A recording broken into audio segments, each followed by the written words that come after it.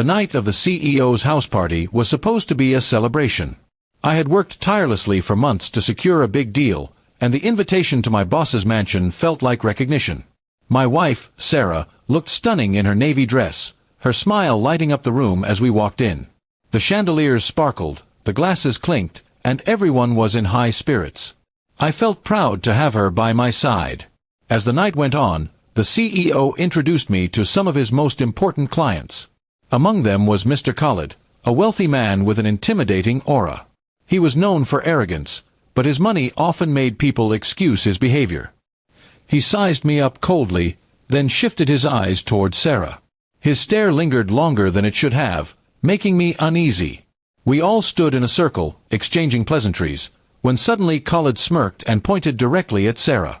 His words, loud enough for everyone to hear, froze the air around us. "She's coming with me." The laughter in the background faded. The arrogance in his voice was like a slap across my face. I glanced at Sarah, whose shocked expression mirrored mine. The insult wasn't just directed at her, it was meant to humiliate me in front of my peers, my boss, and everyone who mattered in my career. My fists clenched, but I forced myself to breathe. This wasn't the kind of place where a fistfight would solve anything.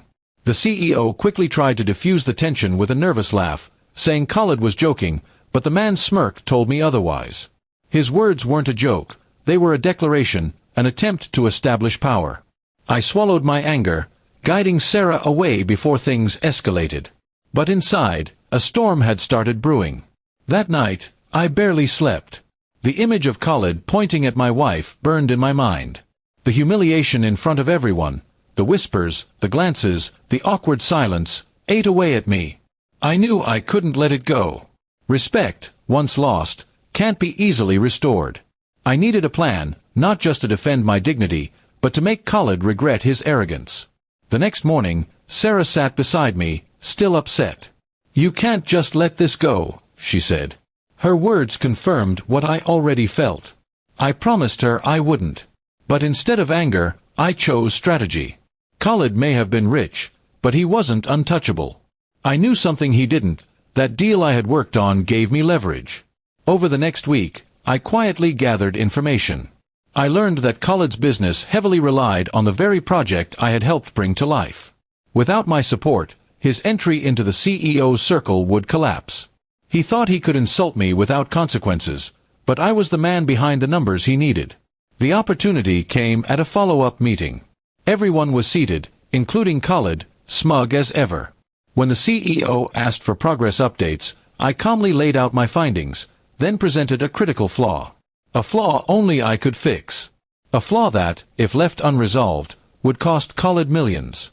The room went silent as I turned toward him and said, "Respect is the foundation of trust. Without it, no deal stands." His face drained of color. He understood my message. The CEO frowned, realizing Khalid's arrogance had crossed a line. The conversation shifted quickly, but the damage to Khalid's reputation was done. No one in that room missed the connection between his insult at the party and the professional blow I had just delivered. Later that evening, Khalid approached me privately. Gone was his smug smile. Instead, there was desperation. He muttered an apology, one that sounded more like begging than sincerity. I didn't respond. Some things don't deserve words. I simply walked away, leaving him standing in silence. Sarah looked at me when I got home, curious. I told her what happened, and relief filled her eyes.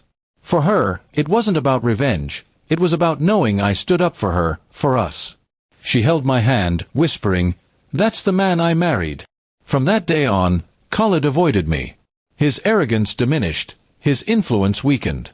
Meanwhile, my position in the company grew stronger. The CEO respected how I handled the situation without violence, with precision instead. I learned something important too. Sometimes the best revenge is not in raising your voice, but in taking away the power of those who try to belittle you. And every time I think of that night, I remember the look in Khalid's eyes when he realized money couldn't buy everything. Not dignity, not respect, and certainly not my wife. That was the night he learned his lesson, and the night I took back my pride.